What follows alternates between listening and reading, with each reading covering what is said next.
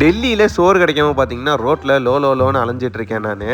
எல்லா இடத்துலையும் தேடி பார்த்துட்டேன், எங்கேயுமே சோறு கிடைக்கல. எல்லா இடத்துலையுமே பார்த்தீங்கன்னா ரொட்டி தான் இருக்குது. ரொட்டிக்கு சைடிஷ் பார்த்தீங்கன்னா பட்டர் மில்க் தாராளமாக தராங்க. நீங்கள் ரோட்டு கடையில் சாப்பிட போகிறீங்கன்னா தயவு செய்து அந்த மேக்கிங் ப்ராசஸை மட்டும் பார்த்துடாதீங்க. ஏன்னா நான் வாங்கின ரொட்டி பேரும் அது கொடுத்துருக்க சைடிஷ் பேரும் எனக்கு சுத்தமாக தெரியாது. ஆனால் நான் அதோட மேக்கிங் ப்ராசஸை பார்த்தா எனக்கு சாப்பிடவே தோணலை. நான் ஏன் எப்படி சொல்கிறேன்னு பார்த்தீங்கன்னா, ஏதோ கலராக கிண்டி கிளறி ஏதோ அடித்து கலக்கி கொடுத்தாங்க என்கிட்ட. நம்ம ஊரில் எங்கே தேடி பார்த்தாலும் இந்த மாதிரி ஒரு கிரேவி கிடைக்காது. ஆனால் வடக்கு ஊரில் எங்கே பார்த்தாலும் இதே கலரில் தான் கிரேவி கிடைக்குது. எனக்கு இது சாப்பிட்றப்ப பார்த்தீங்கன்னா டேஸ்ட்டு ஆவரேஜாக தான் இருந்துச்சு, அவ்வளோலாம் நல்லா இல்லை. ஆனால் இங்கே சாப்பிட்டவங்களாம் பார்த்தீங்கன்னா எல்லாருமே ரசித்து செம்மையாக சாப்பிட்டாங்க. அவங்க ரசித்து சாப்பிட்றத பார்த்து தான் நானே டெம்ட் ஆகி அங்கே போய் வாங்கி சாப்பிட்டேன்.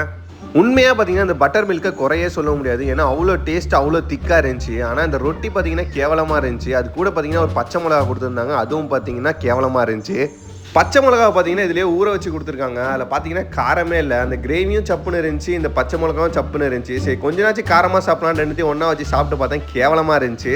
காசு கொடுத்து வாங்கிட்டோமேன்னு சாப்பிட்டு முடிச்சிட்டேன். இந்த வீடியோ பிடிச்சினா லைக் பண்ணுங்கள், மறக்காம நம்ம சேனலை சப்ஸ்கிரைப் பண்ணிடுங்க.